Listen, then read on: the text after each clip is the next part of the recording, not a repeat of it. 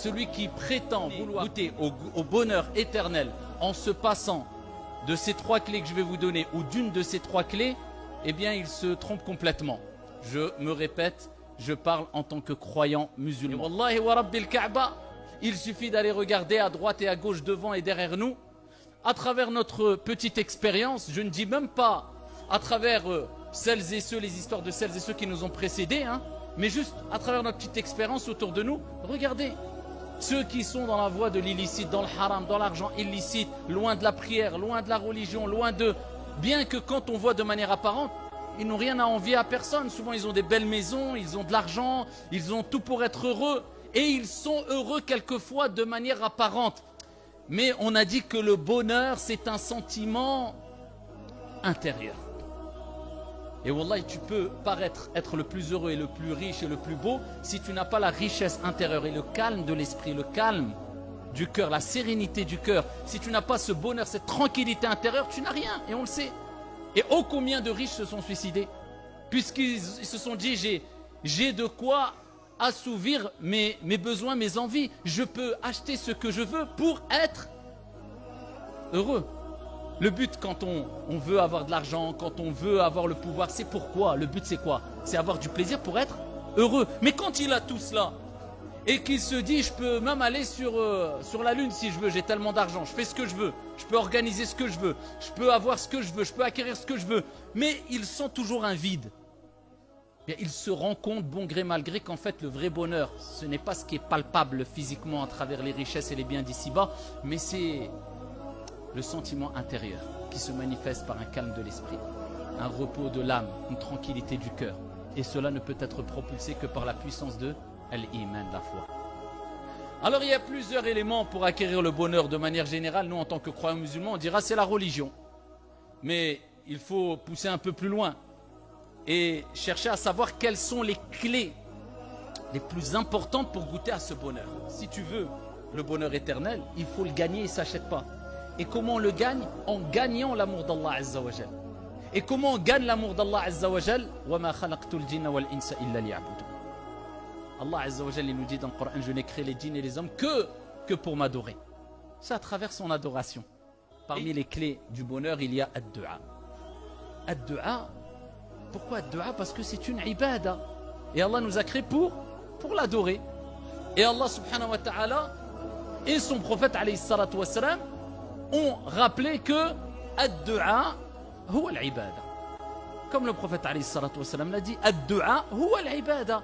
Allah nous a créé pour l'adorer, mais il nous rappelle que l'adoration même, c'est ad-du'a.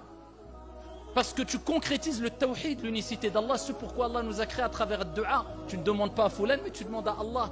Tu espères pas de Foulan, mais tu espères d'Allah. Tu attends la réponse, non pas de Foulan, mais d'Allah. Tu places ta confiance en Allah Azza wa Jal et pas à Foulan et la akhiri. Donc tu t'en remets toujours à Allah subhanahu wa ta'ala. Tu demandes à Allah, tu espères d'Allah subhanahu wa ta'ala et tu patientes. Parce que le croyant qui fait dua, il se doit de patienter. Comme le prophète alayhi salatu wa salam a dit, Allah exauce les invocations tant que le serviteur ne se précipite pas en désespérant de l'exaucement. Oh, j'ai invoqué pendant tel et tel jour, telle et telle semaine, et Allah n'a pas accepté mon invocation. Alors que peut-être, juste quand il a dit cela, Allah allait accepter son invocation. C'est pour ça qu'Omar ibn al-Khattab et d'autres compagnons disaient, nous on ne se préoccupe pas de quand et comment la dua va être exaucée, mais comment invoquer Allah subhanahu wa ta'ala.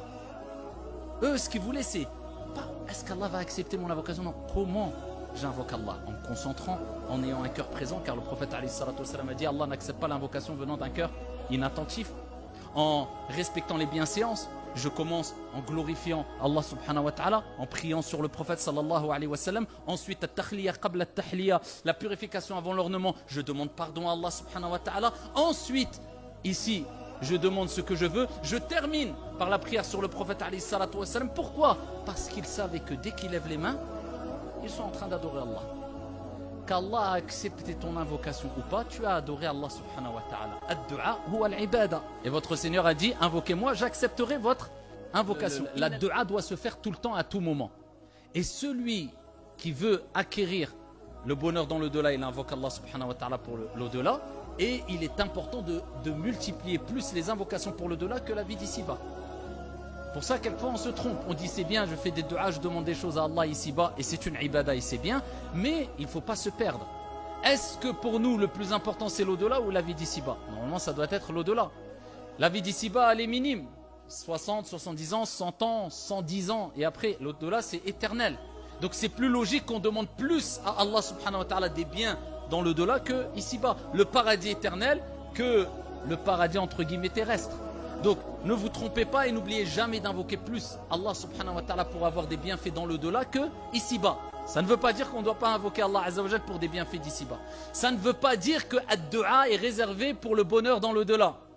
Ad-du'a provoque la réussite, al-faraj, la dissipation des tristesses et des angoisses et des problèmes même ici-bas. La différence entre les humains et Allah subhanahu wa ta'ala, vous le savez, en plus de cela, c'est que l'être humain, plus tu lui demandes, alors que ses réponses seront limitées, et plus il se lasse de toi. Allah, c'est l'inverse. Plus tu lui demandes, et plus il est satisfait de toi. Et moins tu lui demandes, et plus il y a de risques qui se mettent en colère contre toi, car le prophète alayhi salatu wassalam a dit « Man lam yas'alillah yaghdab alayh » Celui qui ne demande pas à Allah, Dieu se met en colère contre lui, c'est-à-dire que Dieu n'est pas satisfait de lui, parce que c'est comme si tu disais « Et Allah, je peux me passer de te demander ceci ou cela », alors qu'Allah veut que tu lui demandes. Allah, il veut que tu lèves tes mains. Allah, il veut que tu sois dans une situation où tu pleures, où tu n'en peux plus, et tu pleures et tu invoques Allah azza wa jal. Eh bien là, c'est un moment où l'invocation est propice d'être exaucée bi'idnillahi tabaraka wa ta'ala. Wa idha sa'alaka ibadi anni fa inni qarib. Ujibu da'wat ad-da'i idha da'an. Allah, il dit, quand mon serviteur t'interroge sur moi, il n'a pas dit dis-leur que. Il répond directement à Allah, je suis tout proche. J'accepte. Je réponds à l'invocation de celui qui me demande. Allah, il accepte les invocations.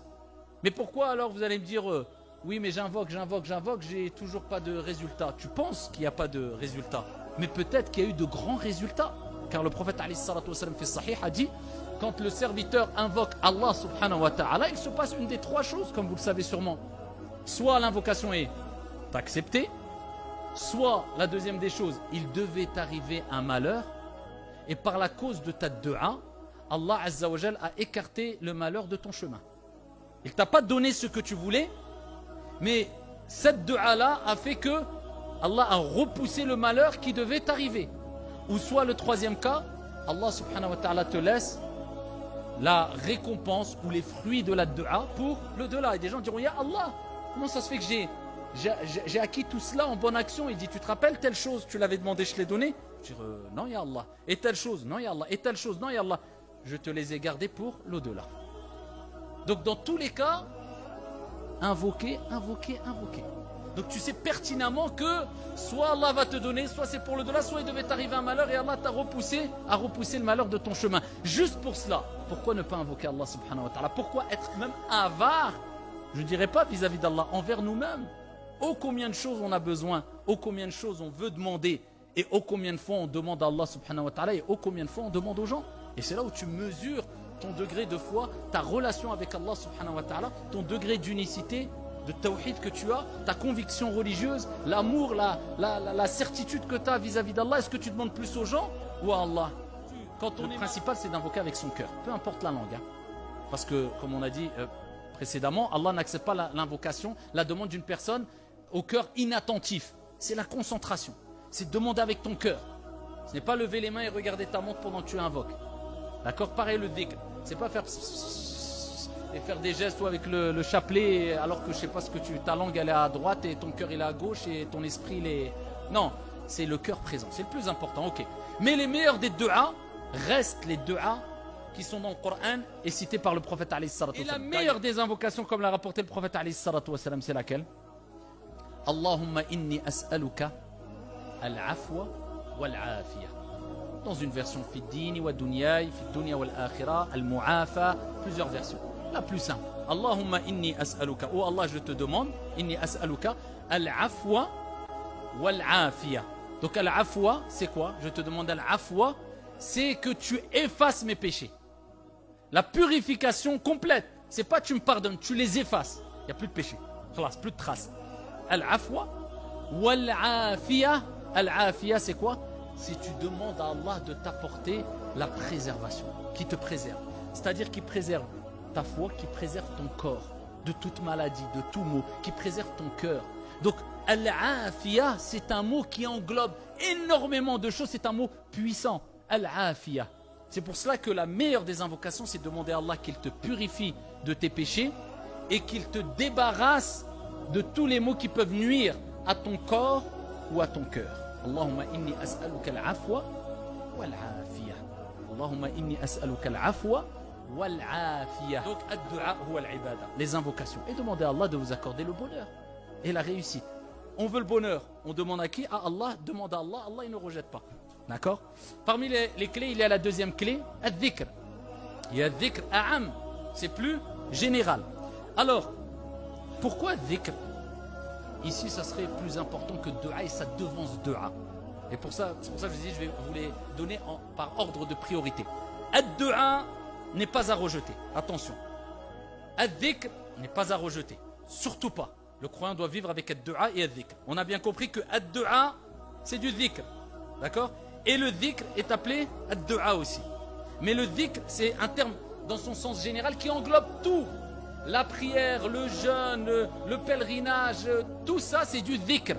وَالذَّاكِرِينَ اللَّهَ كَثِيرًا وَالذَّاكِرَاتِ أَعَدَّ اللَّهُ لَهُمْ مَغْفِرَةً وَأَجْرًا عَظِيمًا. Allah dit celles et ceux qui évoquent fréquemment Allah subhanahu wa ta'ala. Beaucoup.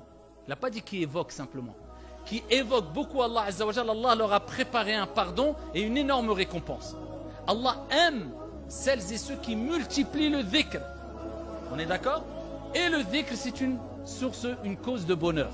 C'est pour ça qu'Allah dit dans le Coran Al-Karim, on avait dit en introduction, le bonheur, c'est un sentiment intérieur qui se manifeste par le calme de l'esprit, la sérénité du cœur. Allah dit dans le Coran, Ala bi dhikrillahi tatma'innul qulub. N'est-ce pas avec le rappel d'Allah que les cœurs se tranquillisent? Donc c'est le bonheur. Si ton cœur est calme et tranquille, ça n'a pas de prix. On le sait toutes et tous, toutes les épreuves qu'on a pu vivre dans notre vie. Tu as la plus grande des villas, le compte en banque le plus plein, tu as tout le bonheur que tu veux. Mais si tu entends une mauvaise nouvelle, je ne sais pas, un de tes enfants, qu'Allah les préserve et nous préserve toutes et tous, qui s'est égaré complètement, qui est tombé dans le haram, est-ce que tu vas être heureux parce que tu dis, oh, bah, j'ai une belle maison. Wallahi, tu dormiras pas, vrai ou pas? Si tu entends que quelqu'un décède, c'est des choses naturelles. Est-ce que... Vous voyez que le bonheur, c'est dans la tranquillité du cœur. Le bonheur, il ne s'achète pas, il se gagne. Ala bi dhikrillahi tatma'innul qulub. C'est pour ça que même dans les moments les plus difficiles qu'on ne peut éviter, comme la mort, eh bien, on cherche quand même le bonheur à travers le dhikr. Wa idha asabathum musibatun qalu, tout de suite, inna lillahi wa inna ilayhi raji'un. Ulaika alayhim salawatun min rabbihim wa rahmah wa ulaika humul muhtadun. Donc, même au moment du malheur, tu fais du dhikr, ton cœur s'apaise et tu goûtes au bonheur.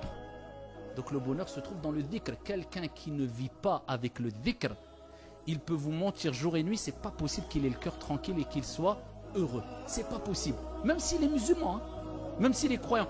Plus tu vas évoquer Allah, plus tu seras serein. Plus tu seras serein, plus tu seras tranquille et heureux. L'équation, elle est claire. C'est quoi évoquer beaucoup Allah? On a dit c'est la prière et autres. Non, non, non. C'est vivre avec le dhikr. Il y a des gens, wallahi, quand il ne fait rien, tu le verras toujours bouger les lèvres. Subhanallah, alhamdulillah, la ilaha illallah, subhanallah, alhamdulillah. Il ne s'arrête pas parce qu'il sait que c'est une... Il puise sa force, il cherche le bonheur, il nourrit son cœur à travers le dhikr. Et le cœur ne se rassasie pas du dhikr. Il en veut toujours encore. Et plus tu lui en donnes, et plus il se calme, et plus il est serein, et plus il manifeste ici un sentiment de bonheur, et qui se répercute dans ta vie, dans tes faits, dans tes gestes, dans ton entourage, etc. Le dhikr et le dhikr. Il est dit que le meilleur des dhikrs, c'est bien sûr... C'est quoi le meilleur des dhikrs? Al-Qur'an. Ici, Allah il dit, c'est nous qui avons descendu le dhikr. Wa inna lahu la hafidhun, et nous en sommes garant protecteur. Allah il appelait le Coran al-dhikr, le rappel. Donc le Coran c'est le dhikr et c'est le meilleur des dhikrs parce que c'est kalamullah subhanahu wa ta'ala. Law anzalna hadha al-Quran ala jabal la ra'aytahu khashi'an mutasaddi'an min khashyati Allah. Wa tilka al-amthal nadribuha lin-nas.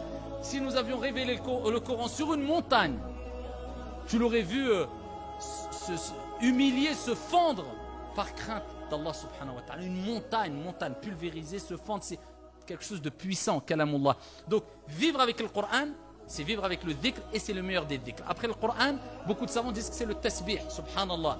En tout cas, on sait que les meilleures paroles auprès d'Allah Azza wa Jalla, kama ja'a fi sahih, c'est subhanallah, alhamdulillah, la ilaha illallah, Allahu akbar.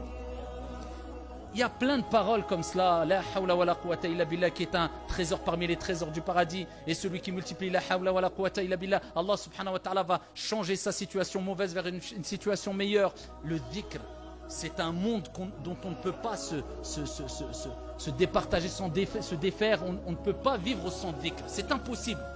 Donc glorifiez énormément Allah subhanahu wa ta'ala, et surtout n'oubliez pas la base, les invocations du soir et du matin. Et c'est désolant de voir des gens qui négligent les invocations du soir et du matin en pensant que c'est juste quelque chose qui, de temps en temps, mais c'est la base. C'est la base.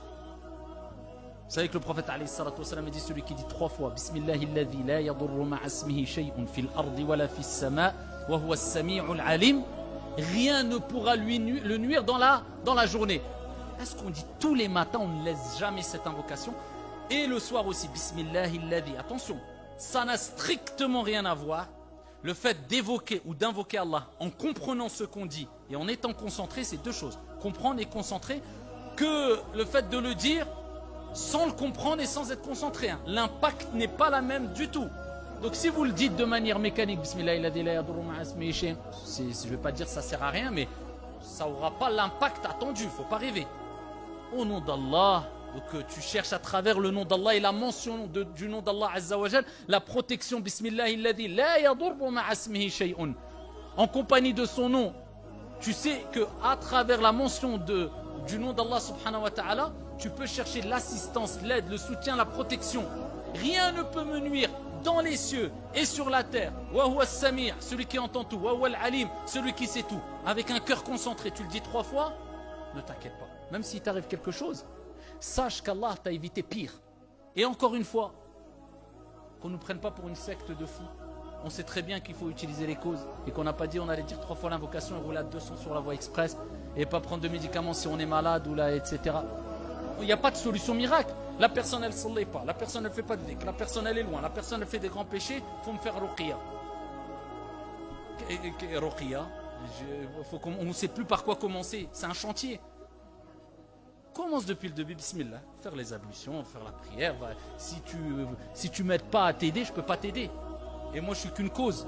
Tout vient d'Allah subhanahu wa ta'ala. Wa iyamsaska Allahu bidur fala kashifa lahu illa subhanallah, si Allah fait qu'il t'arrive un mal, nul ne peut l'enlever comme Allah dit dans le Coran, si ce n'est lui.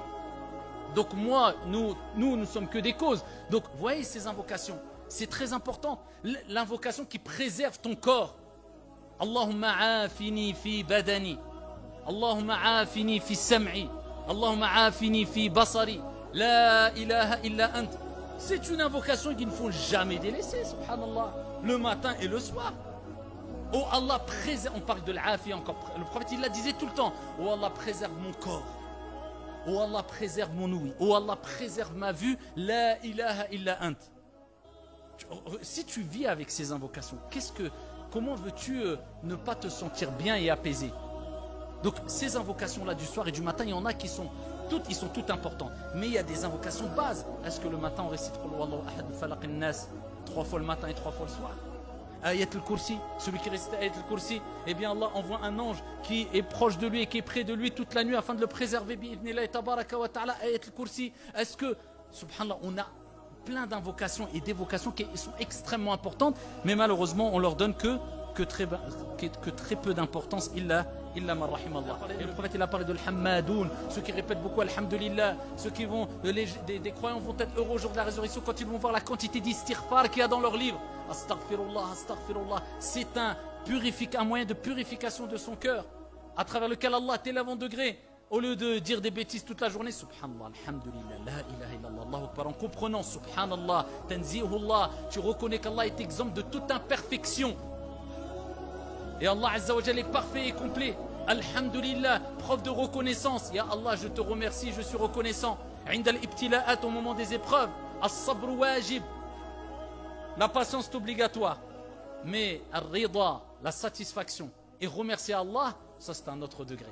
Mais toi tu veux atteindre ce degré, non seulement tu patientes et tu dis merci à Allah, louange à toi, alhamdulillah, Allahu Akbar, et tu dis la parole avec laquelle on ouvre la prière, mais en la mettant en application, en reconnaissant qu'Allah est plus grand que tes problèmes, tes soucis, cette dunya, l'argent à travers ou après laquelle tu cours. Allahu Akbar. Et tu vis avec cela, n'importe quelle épreuve, n'importe quelle crainte, n'importe quelle épreuve, tu sais qu'Allah est au-dessus de cela et Allah ne t'abandonnera pas si tu ne cesses de l'évoquer subhanahu wa ta'ala, car le prophète alayhi salatu wa salam a rappelé qu'Allah azza wa jalla a dit: je ne cesse d'être avec mon serviteur, ma'iyatullah, tant que mon serviteur ne cesse de bouger ses lèvres par l'évocation, en m'évoquant, en m'invoquant. Tant que tu évoques Allah, Allah est proche de toi. Allah est avec toi de par sa science, de par sa puissance, il te préserve, il t'accompagne subhanahu wa ta'ala. Et ici on terminera avec la troisième clé rapidement, bien sûr c'est as-salah. Et as-salah c'est le meilleur des dhikrs. Et pourquoi c'est le degré le plus haut as-salah? Parce que dans la prière il y a tout ce qu'on a dit. La prière il y a le dhikr, la prière il y a le dua, la prière il y a le Coran.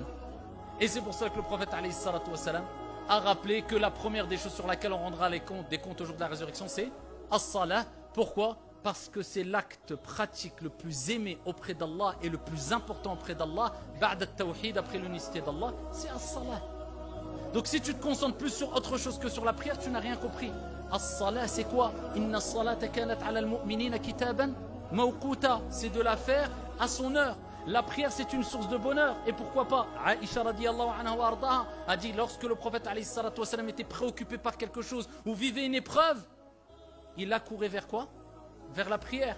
Quand ils avaient des épreuves, quand ils étaient dans des moments d'épreuves, de difficultés, le prophète il avait l'habitude de dire, il avait hâte que lors de la prière rentre, il disait: Ya Bilal, arihna biha, ya Bilal, apaise-nous avec elle, c'est-à-dire en faisant l'appel à la prière. Ils avaient atteint le niveau le degré qui est, on cherche le repos, la tranquillité et la sérénité intérieure dans la prière. Alhamdulillah. Et par contre dans la prière, il ne faut pas que ça soit un moment de pause pour faire le point sur ta vie, parce que c'est calme. Et là tu fais tout le bilan. Ah tiens, j'ai oublié d'acheter ça, j'ai oublié ça. Non, c'est un moment pour faire le point sur ta foi et ta relation avec Allah subhanahu wa ta'ala. C'est maintenant que ça se passe, c'est pendant la prière. Plus tu prends ton temps dans la prière, et plus ce que tu souhaites en dehors de la prière accomplir ou autre, et plus tu as des chances que cela se réalise concrètement. Parce que tout le bonheur est dans la prière. La sérénité, toute la sérénité est dans la prière. La réussite, toute la réussite, elle est dans la prière. Qad aflaha al-mu'minuna alladhina hum fi salatihim khashi'un. Le bonheur, as-salat, tout, c'est dans le salat. Et c'est pour ça que le prophète, il était dans ses derniers instants de vie, il allait mourir. Et il disait au compagnon: prenez-moi. Et il traînait un peu les pieds. Pourquoi? Pour aller continuer à accomplir la prière. Il allait mourir, les derniers mots, c'était quoi du prophète alayhi salatu wa salam? As-salah, as-salah. La prière, la prière. Et aujourd'hui, comment on réagit avec la prière? Le ruku à 200 à l'heure, sujoud à 200 à l'heure, illa ma rahimallah, le Coran, on ne sait même plus ce qu'on a récité, on ne sait plus, on a fait 2 ou 3 rak'at, c'est des choses humaines, mais tout le temps, en faire une habitude, c'est très problématique. Ici, la prière, c'est dua. Le prophète alayhi salatu wa salam a dit, quand vous êtes dans ce sujoud, c'est le moment où vous êtes le plus proche d'Allah. Akthiru ad-dua. Augmentez les dua. Quand tu es dans ce sujoud, c'est le moment où tu es le plus proche d'Allah. Augmente les dua. Mais on précède ad-dua par quoi? Par le dhikr. Encore une fois, l'importance du dhikr. Subhana rabbiyal a'la, gloire à Allah le très haut. Au moment où tu as l'endroit le plus élevé de ton corps, tu le rabaisses à l'endroit le plus bas et tu rappelles que Allah c'est le plus haut. Subhana rabbiyal a'la. Et là, quand tu as dit cela, après invoque Allah azza wa jalla. Si tu veux te satisfaire du dhikr, t'as compris. Subhana rabbiyal a'la. Dans le ruku', Subhana rabbiyal azim. Et quand tu fais ton tashahhud doucement, et quand tu fais le prophète alayhi salatu wa salam a parlé vous savez qu'il y a une personne qui était venue saluer le prophète à 3 reprises. Assalamu alayka ya Rasulallah. Le prophète alayhi salatu wa salam a dit: irji' wa salli fa innaka lam tusalli. Retourne et prie, tu n'as pas prié. Il repart faire la prière, il revient voir le prophète après. Assalamu alayka ya Rasulallah. Le prophète lui répond, il dit: retourne prier, t'as pas prié. Une 3e fois, Assalamu alayka ya Rasulallah. Il lui dit: retourne prier, t'as pas prié. Il dit: ya Rasulallah, wallah, je connais que cette prière. Dis-moi, apprends-moi. Et là, le prophète il lui a dit: quand tu fais ta prière, voilà comment tu pries. Il lui a rappelé que quoi? Quand tu fais le ruku', attends un instant. et dis Subhana Rabbiyal Azim. Et ensuite, relève-toi du ruku. Attends un instant. Ensuite, fais ta prosternation. Attends, at-tuma'nina. Ici, là, le moment d'apaisement.